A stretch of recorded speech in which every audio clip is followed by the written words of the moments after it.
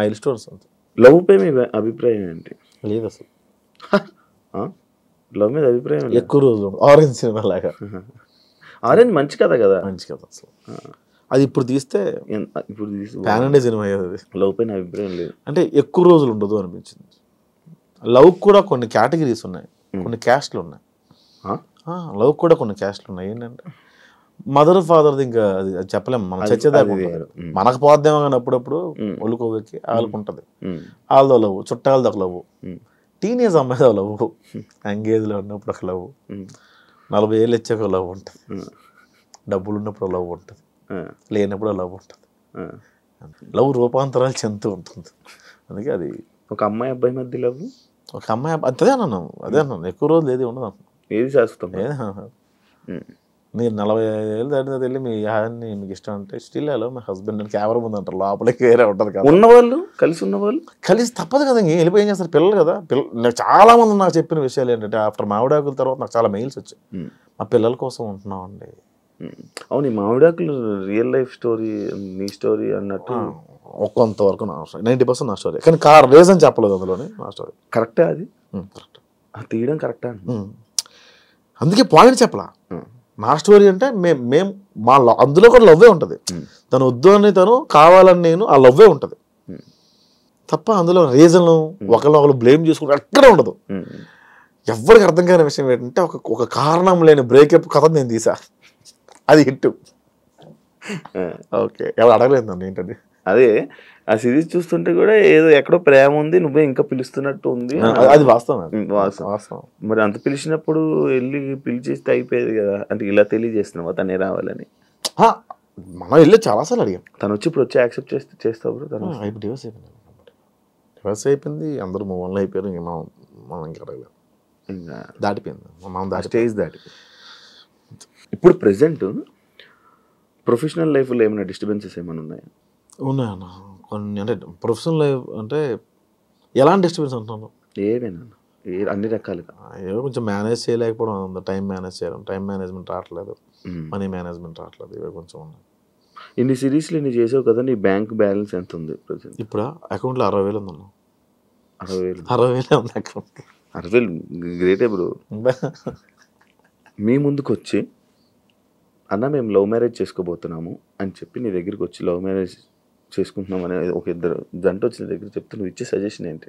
అసలు ఎవరన్నా నాకేనే బిర్యానీ నీకు వద్దా, రా రా రా రా సారీ సారీ సారీ. నిన్ను మీరు ప్రొఫెషనల్ లైఫ్లో కానీ పర్సనల్ లైఫ్లో కానీ స్ట్రగుల్ అవుతుంటే నీకు నిల్చున్న వాళ్ళ వ్యక్తులు ఎవరైనా ఉన్నారా? సంపత్ నారాయణ అని, నేను రిలీజ్లో ఉన్నప్పుడు కూడా డబ్బులు పంపించేవాడు. అలా చాలాసార్లు నన్ను నమ్మిన ఫస్ట్ పర్సన్ అందరికన్నా, ప్రపంచంలో ఫస్ట్ నన్ను నమ్మిన పర్సన్ మా అబ్బాయి. ఏం చేస్తుంటారు? ఆర్మ్ రిజర్వ్డ్ పోలీస్ వైజాగ్లో. అదొక వైఎస్ బాబు గారు అని తిరుపతిలో ఉంటారు. అట్లా కొంతమంది సపోర్ట్ చేశారు, కానీ ఎక్కువ సపోర్ట్ ఇచ్చింది సంపత్ నారాయణ. ఈ లైఫ్ గోల్ ఏంటి బ్రో? ఎంతమంది బోల్ ఉండే లేవు, ఇప్పుడు ఏం లేదు, ఎలా వెళ్తా గోవింద. మీకు మీ అమ్మగారికి చాలా అనుబంధం ఎక్కువ అనుకుంటా అనేసి ఒక క్వశ్చన్ వచ్చింది. మీతో పాటు మీ అమ్మగారు కూడా ఎక్కువ స్ట్రగుల్స్ ఫేస్ చేశారా? అసలు ఆవిడది స్ట్రగుల్ అంటే మాది తుమ్ముడి. ఆవిడ అంటే ఇప్పుడు ఆవిడ 60 years ఉన్నాయి. ఇప్పుడు ఆవిడ కడుపు నిండా తింటుంది. అంతకుముందు లేదని కాదు, అరే ఇప్పుడు మనం కూర వండుకుంటే 10 రూపాయలు ఖర్చు అవుతాయి, నా కొడుక్కి ఏమైనా పని చేస్తుంది ఏమని చెప్పి ఉంచేసేది ఆవిడ. ఇప్పుడు కొంచెం మాంసం కూర రాయి రోజు ఉంటుంది, తీసుకొచ్చేసింది రాదు ఆవిడ. రావడం కూడా కరెక్ట్ కాదనిపించింది. అంటే నేను ఇక్కడ ఉండను, ఇంట్లో ఉన్నాడు ఒక్కదే.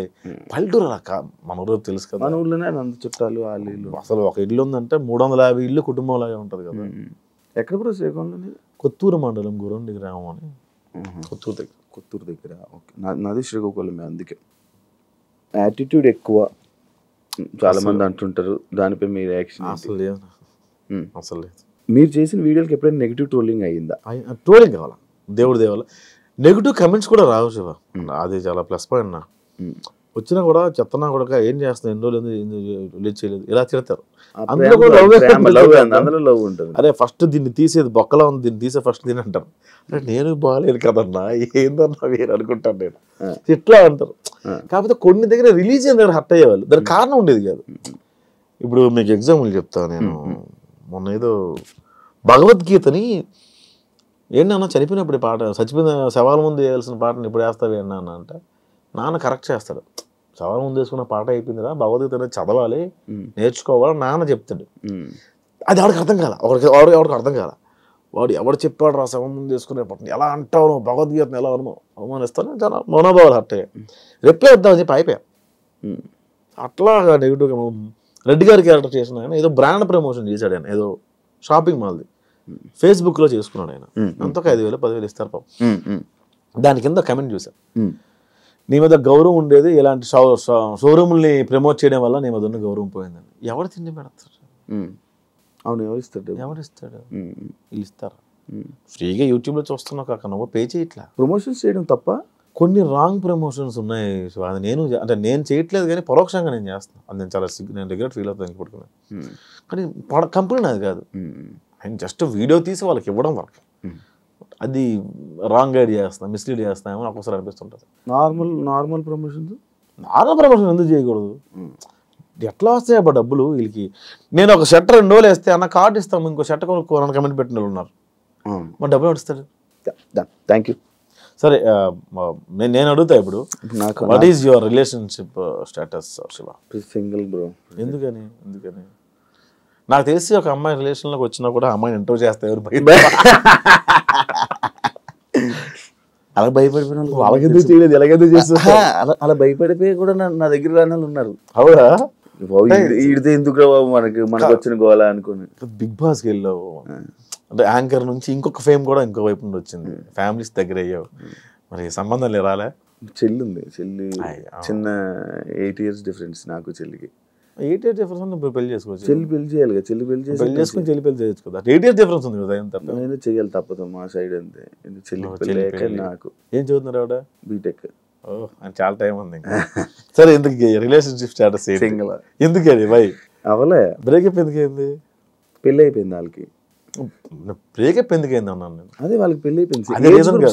పెళ్లి అయిపోతే బ్రేకప్. నాది ఇంత ఫాస్ట్ మ్యారేజ్ టైం కాదు, వాళ్ళకి టైం అయిపోతుంది. బ్రేకప్ కి పెళ్లికి సంబంధం లేదు. ఉంది. అదే అవుతుంది. వాళ్ళకి పెళ్లి అయిపోయింది, వాళ్ళ పెళ్లి అయిపోయింది. నాకు బ్రేకప్ ఎందుకైంది? బ్రేకప్ అదే వీటికి వెళ్ళంటే కొనుక్కొని. ఓ పెళ్ళికి ఇంకొద్దు అనుకున్నారా? ఆమె పెళ్ళి అయిపోయి మళ్ళీ నేను వెళ్ళాను. ఇప్పుడు మళ్ళీ ఎవరు మీకు నచ్చలేదు? ఎవరున్నాయి నచ్చుతారు కానీ వాళ్ళకి నేను నచ్చింది చెప్పలేవు. నచ్చుతారు కానీ వాళ్ళకి నేను నచ్చింది. అలా ఎందుకు? మనకు నచ్చిన వాళ్ళు ఎవరికి వాళ్ళకి మనం నచ్చాం. నేను ఇలా అనుకునేవాడిని, ఒక అమ్మాయి నాకు బాగా నచ్చింది, ఆ అమ్మాయికి నేను ఇష్టం ఉంటుంది నాకు తెలియదు. అమ్మాయి ఎంగేజ్మెంట్ రోజు చెప్పింది, ప్రసాద్ గారు చాలా ఇష్టం నాకు, చెప్పాలనుకున్నా అవ్వట్లేదని. భలే ఉంటుంది అమ్మాయి అనుకున్నాను నేను. బట్ నాకన్నా మంచి సంబంధమే అది. అబ్బాయి యూఎస్ వెళ్ళిపోయింది. చెప్పాల్సింది ఏమన్నా ఉంది, ఇప్పుడు కోరికైతే ఉంది, పెళ్లి చేసుకోవాలి. పెళ్లి మీద లేదు, లవ్ అంతే. ఉందా లవ్ మీద ఇంట్రెస్ట్? ఉంది కూడా. సింగిల్ ఎలా ఉంటావు గురు? అంతే లేదు. అప్పుడప్పుడు ఆదివారం సోమవారం మీద రోజులు వర్క్ చేసుకుంటాం కదా. అవునవును. వీకెండ్స్ ఎప్పుడు అలా. ఇప్పుడు ఊరు ఎప్పుడు వెళ్తుంటా బ్రో? నార్మల్ చాలా రోజులు. ఇప్పుడు ఎలా పండగకి వెళ్ళాలి? ఈ పండగ సంక్రాంతికి. నెక్స్ట్ రిలేషన్షిప్ పరిస్థితి ఏంటి మరి? ఏమి అనుకోలేదా? ఇంకా ఏం లేదు, చేసుకుందాం మంచిగా. ఎవరైనా ఉంటే మంచిగా సెట్ అయితే లవ్ చేసి మ్యారేజ్ చేసి. ఇన్స్టాగ్రామ్ లో మెసేజ్లు రావా? వస్తే భయం బ్రో. వద్దు వద్దమ్మా, నేను ఒక్కరికి ఇచ్చా అంతే. ఏమైంది? వచ్చేసారు అలా నెంబర్ కనుక్కొని. అవునా? వైజాగ్ నుంచి వచ్చారు వాళ్ళు. బిగ్ ఫ్యాన్ ఆఫ్ అండి. ఎవరండి మీరు? ఇన్స్టాగ్రామ్లో మీరు ఎస్ఆర్ రిప్లై ఇచ్చారు కదండి. నేనేనండి. నేను అబ్బాయి అనుకున్నాను, అమ్మాయి అది ఓకే అనుకున్నా. వాళ్ళు ఏదో మెసేజ్ పెట్టారు, అది ఫ్రీ టుమారో అని ఎస్ఆర్ పెట్టాను నేను. వాళ్ళు వైజాగ్ నుంచి వచ్చేసారు. అమ్మ నా నెంబరు అడ్రస్ ఎట్లా తెలిసిందో తెలియదు. ఆ రోజు చాలా వదిలించుకోవడం చాలా ఇబ్బంది పడ్డా. అభిమానంగా వచ్చారు, వదిలించుకోలేను. అలాంటి రోజంతా స్పెండ్ చేయలేను. వాళ్ళని లంచ్కి తీసుకెళ్ళి నేను ఒక రోటీ ఆర్డర్ పెట్టుకున్నా. వాళ్ళందరూ ముగ్గురు వచ్చారు. యాక్చువల్లీ ముగ్గురు అమ్మాయిలే. వాళ్ళు తింటున్నారు. రోటీ స్పీడ్గా తినేసి మనకి మొబైల్ తీసి రింగ్ టోన్ ఆన్ చేసి యా వస్తుందా బయలుదేరుతుంది యా అని చెప్పి కనేసి వెళ్ళి జంప్ చూస్తే